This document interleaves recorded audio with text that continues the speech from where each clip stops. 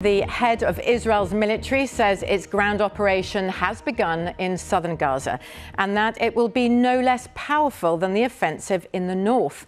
An advisor to Israel's prime minister told the BBC today that Israel was making the maximum effort, he said, to avoid killing civilians. The Hamas-run health ministry says 15,500 people have now been killed in Gaza since the start of this latest conflict. Lost boys, brothers looking for their father. My dad's been killed, I swear my dad's been killed. They're lost in the mighty vengeance promised by Israel. Then they found their father and brother were dead.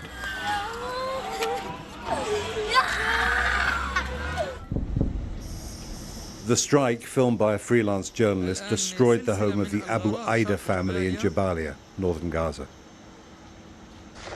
These are the latest Israeli army pictures. They're pushing forward into southern Gaza. The American Defense Secretary says he's warned Israel repeatedly that if its troops don't stop killing so many Palestinians, they will drive civilians into the arms of Hamas, turning a tactical victory into a strategic defeat. In Khan Yunis, civilian casualties are overwhelming the hospital. Israel insists civilians are getting warnings and time to get to designated safe areas. A UN official on the spot says that's not happening. Everything's broken down. The war on children has resumed, and with a ferocity, at least here in southern Gaza, that has not been seen before during this war. Another narrative that is so dangerous, this idea of that we will not, what happened in the north will not be allowed to happen in the south. Well, I can bear witness to its happening. On the West Bank, the village of Karawat Beni Hassan was mourning Ahmed Mustafa Assi. Local people said he was killed last night by armed Israelis from a nearby Jewish settlement. Palestinians said Jewish settlers entered the village late on Saturday afternoon, protected by the Israeli army. Settlers, they said, opened fire when local men rushed to stop them burning cars and a house. It was dark by the time they found the body of Ahmed Mustafa Assi. They prepared the father of six for burial. Attacks by Jewish settlers on Palestinians are repeatedly condemned by the Americans, British, and other allies of Israel.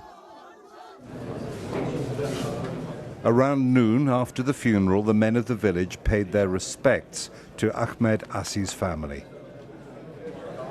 Settler violence against Palestinians has risen sharply since Hamas attacked on October the 7th. It is rarely prosecuted. Among the mourners was the dead man's eldest son, Noor. The settlers are violently opposed to a Palestinian state alongside Israel, and they have powerful allies in the Israeli government. The lack of security has helped them act like this, said Othman, Ahmed Assi's brother. The army are protecting them, not stopping them, but the future will be good, as God promised us. This land is ours, this country is ours, he said.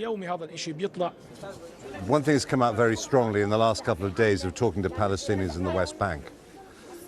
Something has changed since October the 7th. The settlers are more aggressive, they're better armed, and they're pushing harder. The increase in violence is a direct result of the Gaza war, making international protests that the settlements are illegal even less important to those who believe God gave this land to the Jews. You speak a lot about the law, okay, the international law. It's not exist here because Arabs all the time break the international law. What about all these videos of young men, settlers with guns, intimidating Palestinians?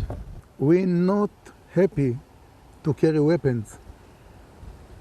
Okay, I don't like weapons. But if we not carry weapons, destroyed us. The Arabs destroyed all the Jewish people. After this war, the Americans want an independent Palestinian state alongside Israel to secure the future. The rising violence in the West Bank shows that might be impossible. Jeremy Bowen, BBC News, Jerusalem.